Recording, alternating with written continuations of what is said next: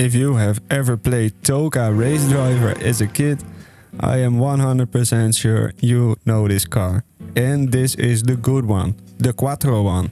The one with four-wheel drive that famously debuted in 1996 and was driven by Biela in the BTCC and basically just dominated the season. They returned in 1997 and while that year they were beaten to the punch by LMNU in the Williams-Renault racing team, but Frank Biela along with Audi Sport UK still came in second and the Quattro system was deemed so much of an advantage that it was being banned for the 1998 season. And big props to the developers of this mod, because listen to this. So aggressive and mad and angry and yeah, just amazing. And while I do absolutely realize this is a simulation and not real life, it literally just brings a smile to my face watching this car drive around with its amazing noises, and yeah, it just fills me with nostalgia and all of the good feelings.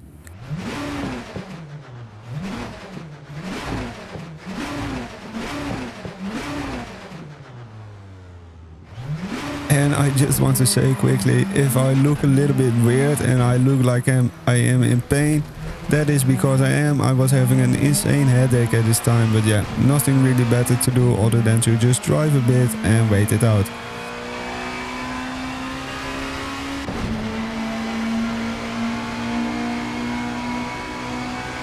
But wow, this thing really brings a smile to my face, and the gearing is a little bit weird. Shifting from 5th into 6th is really long, strangely long I would say. But even here I'm completely underestimating like how fast I can go. I could have gone way faster, there wasn't even like a little bit of tire squeal. And just the amount of mechanical grip this car has is absolutely insane. Because you have to imagine this car is also quite heavy. Or at least heavy for race car standards, as this car came in at 975 kilograms without the driver, without any ballast and fuel in the car.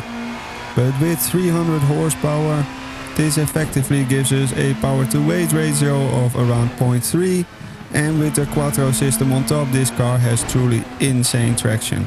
And just driving this car is just so much fun. And while you do really have to pay attention to your driving fundamentals and, you know, not really make any dumb driving errors, you can be quite aggressive with it and really chuck it in the corner. Be quite aggressive with your steering inputs, you know, really floor it coming out of the corners. And most of the time it will just stick. And unlike most of its contemporary counterparts, this car of course has four-wheel drive, so it doesn't suffer from the insane torque steer that the front-wheel drive cars has, or the oversteer that the rear-wheel cars have. And even though the race organizers try to balance this car by just adding more and more ballast over time, I think at some point it was up to 100 kilograms.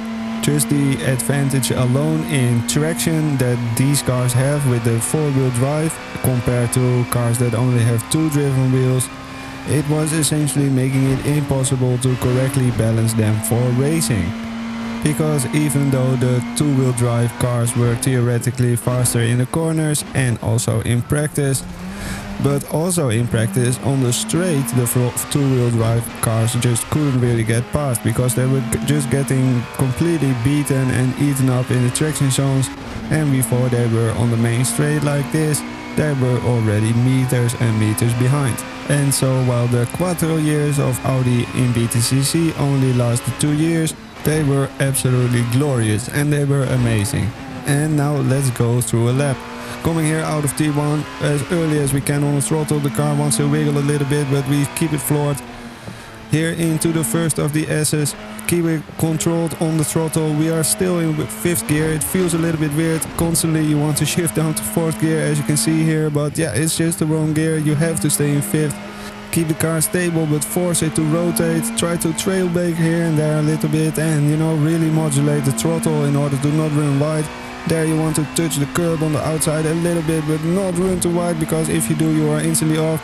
Here, one downshift bump, chuck it into the corner, right hand side, line it up to the left, brake hard in a straight line. We chuck it into the corner, over the curb a little bit. We get a little bit of instability, but we get on the power nice and early. Very nice traction zone. And here, after the curb, boom, we start instantly braking. Very hard to not lock up. We don't have any ABS. We also don't have any traction control. But luckily the Quattro system is helping us out there, getting on the power nice and early. And we are already in 5th gear again. This is what I meant with the weird gearing. The last 2 gears are extremely long. And here we are coming towards the spoon curve. Very important to get it nicely lined up here on the right. Brake as soon as you see the green AstroTurf appearing. Chuck it into the left hand side here, trail brake, very important. We go a little bit wide, but it's still okay. On the throttle nice and early, use the runoff here on the right, keep the car nice and straight, and we go on the back stretch.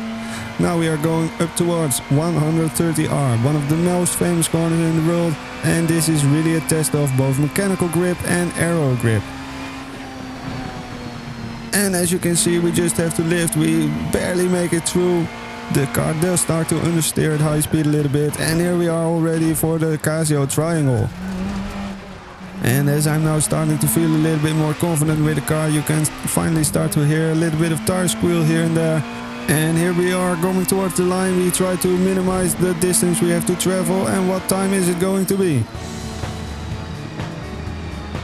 And the Audi A4 Quattro 1996 BTCC variant comes across the line with a time of 2 minutes 19.96. And before you click away from this video, I very much want to ask you for some feedback. I really want to turn this format into a series, as I think it's a really fun and cool way to showcase really cool cars from the past that are basically almost impossible to access or view in real life without traveling massive distances. So if you have any feedback on this format, maybe you have a cool idea to add, maybe something is annoying you and you want me to remove something, add something, whatever it is, please just let me know in the comments. Thank you very much. And as for why I have chosen Suzuka as my Top Gear-esque test track instead of like the Nordschleife, Spa, or you know, any of the other really famous tracks, I think Suzuka is essentially one of the best tracks in the world, one. And two, it really showcases everything about a car. It has long enough straights where power really matters. And it is also technical and flowy enough that downforce and stuff, mechanical grip, really make a big difference. So yeah, in that regard, it completely tests everything in the car. And as such, I could have also chosen Circuit de Catalunya, I think.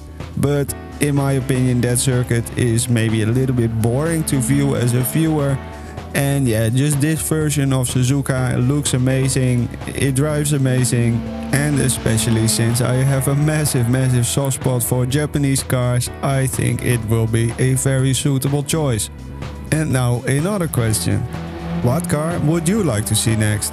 Maybe it is a formula car, a prototype, whatever it is. Please just let me know and I'll be sure to give it a go and set a lap time with it, so we can put it in a ranking and build up a nice ranking list over time. If you like this video, you obviously know what to do, and if you haven't already, be sure to subscribe. I hope to see you all in the next video. I have been OSW-Sim-Sports. Ciao.